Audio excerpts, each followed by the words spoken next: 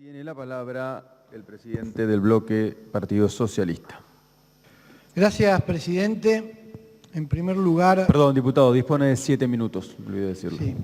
En primer lugar, quería decir que me parece, no sé cómo caracterizarlo, un poco exagerada la crítica a la exposición del jefe de gabinete, al cual le doy la bienvenida a esta casa.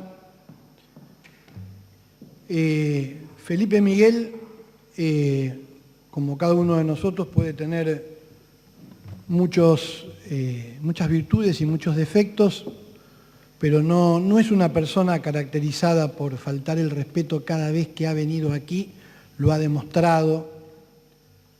En general, y también no ha sido una excepción ahora, el 90%, diría más, el 95% de su exposición ha tenido que ver con hechos, con cifras, con números, orgulloso de la gestión que obviamente coordina como jefe de gabinete y que lidera el jefe de gobierno, y ha tenido algunas consideraciones de tipo políticas. Mi pregunta es la siguiente: ¿cómo en una casa política un jefe de gabinete no va a poder hacer consideraciones políticas o consideraciones de carácter emocional?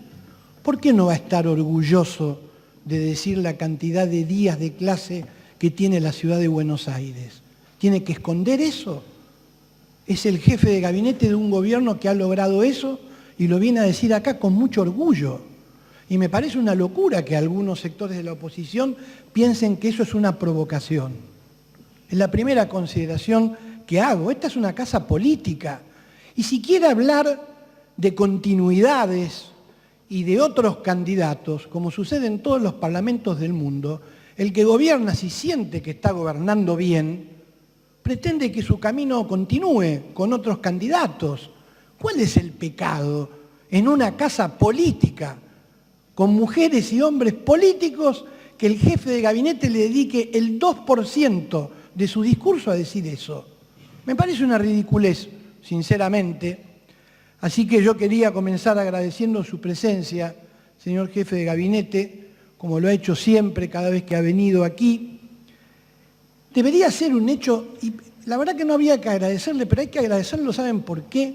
Porque no es un hecho normal en los estados subnacionales de la Argentina. Yo he estado en este recinto, me he tenido que tapar la boca y me cuesta muchísimo hacerlo, escuchando clases de historia acerca de unitarios y de federales por parte de un diputado que hoy no está en el recinto, que lo diría igual aunque esté. Me he tenido realmente que callar, hablando acerca del federalismo, de los problemas y de los privilegios de la ciudad de Buenos Aires y de la opresión del interior. El federalismo argentino, que debe ser un federalismo de concertación, tiene muchos defectos y muchos problemas. Pero una de las cosas que tiene que empezar a hacer cada uno de los estados subnacionales es tratar de tener una sana, no diría competencia, pero emulación por hacer las cosas bien. Antes de venir a darnos clases de historia, empiecen a reconocer lo que nosotros, en este distrito, que de acuerdo a nuestra Constitución tiene rango de provincia, es una provincia urbana, tenemos poder de jurisdicción, elegimos jefe de gobierno que incluso se puede llamar gobernador, y tenemos legislador y tenemos legislatura. Lo digo porque después juran por la Constitución de la ciudad, que empiecen a entender que esto no es un municipio, es una provincia. Y nuestro jefe de gabinete cumple en venir todos los años 2 veces, como no sé si se cumple en otros estados subnacionales de la Argentina. Y les voy a decir una cosa: yo he sido diputado nacional cuando el que venía a dar el informe era Aníbal Fernández o Abal Medina. Les puedo decir, sin querer meterme en ningún conflicto de tipo internacional, porque saben que las Malvinas son sagradas para los argentinos, pero Felipe Miguel, al lado de los informes y de los jefes de gabinete que yo he escuchado, es un lord inglés. Es una persona muy respetuosa. Así que no entiendo por qué este lío.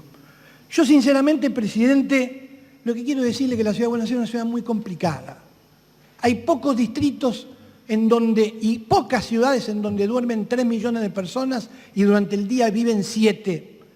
Pocas ciudades que tengan un país tan devastado económicamente como este en la actualidad.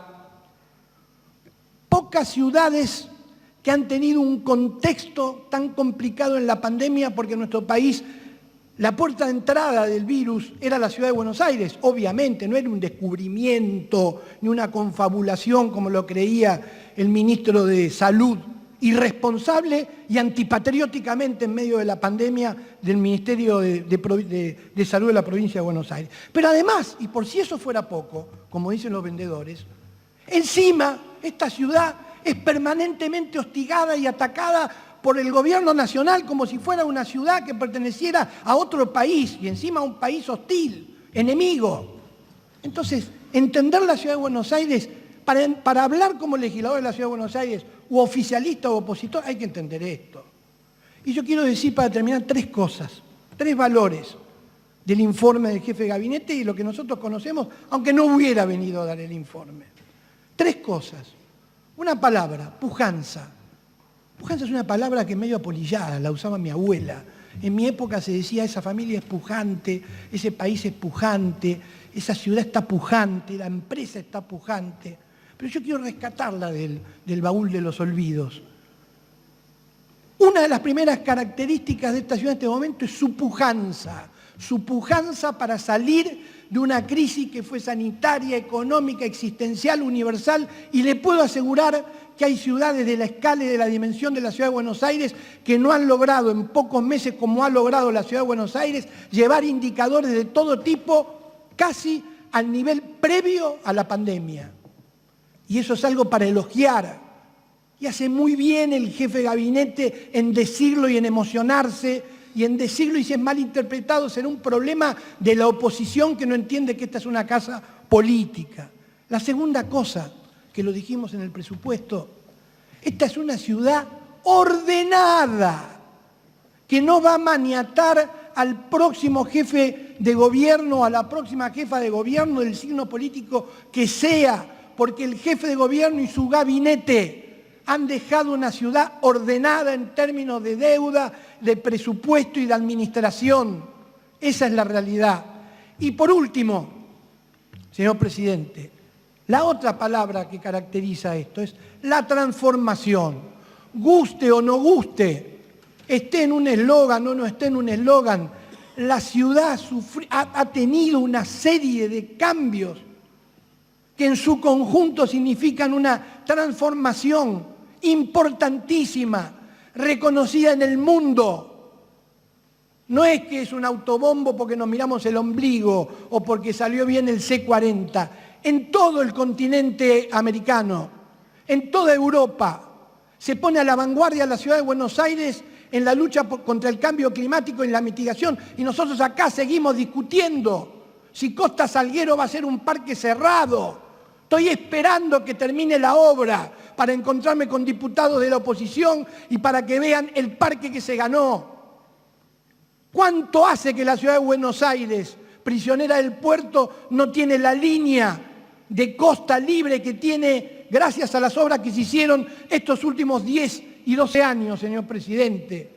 Asumimos nuestra propia seguridad, hicimos obras de infraestructura, urbanizamos e integramos barrios populares que no se hacen en el resto de la Argentina. Lo digo con dolor, a los que también tienen un presupuesto alto.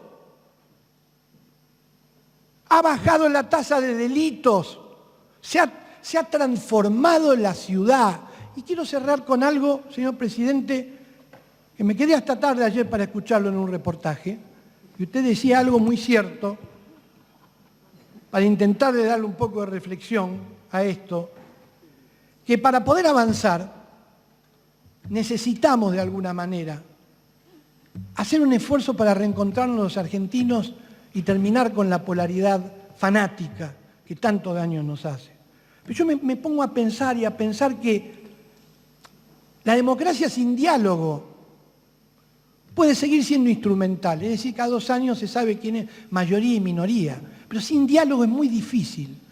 Pero el diálogo requiere a su vez 2 componentes: ceder y reconocer. Porque si yo no puedo ceder en una posición, o no puedo reconocer que otro está haciendo algo bien, es imposible el diálogo. A mí me duele mucho que nadie de la oposición pueda reconocer, yo creo, muchas de las cosas que se han hecho bien en la ciudad. Porque son para reconocer. Así que le pido al señor jefe de gabinete que siga con este rumbo. Y al señor jefe de gobierno que siga con este rumbo. Y lo esperamos gustoso durante el año 2023, un año lleno de tribulaciones, de vicisitudes que se nos van a amontonar a los argentinos. Pero esta ciudad estoy seguro que no va a perder el rumbo. Lo felicito, señor jefe de gabinete. Muchas gracias, señor presidente. Gracias, diputado.